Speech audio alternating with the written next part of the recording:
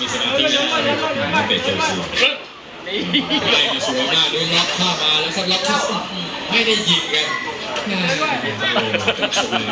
ชิดเลยเยี่ยมมากใช่มันเร็วไปเยอะแต่นี่มันไม่ใช่ไม่สนใจไม่เยอะไม่เยอะเฮ้ยมีเสียงดังมากมันเสียงดังมากเลยหัวเราะเสียงดังแซ่ตอนเกมเมื่อไหร่พี่ตอนเดี๋ยวนี่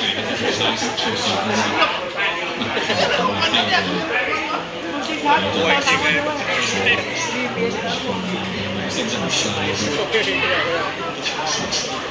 ผมก็จะเอาแบบพี่แต่ก็ทำอย่างนี้เพราะมันอร่อยดีเปิดลำบากเป็นเก็บได้นะเปิดมาก็ถูกกันโอ้บอลนั้นลดออกเลย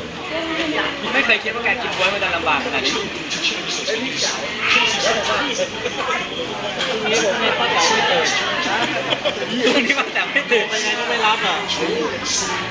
เมาใช่ที่สำคัญคือแฟนป้าแต๋วเราเป็นอะไรเนี่ยเมาบ๊วยตอนนี้เนี่ย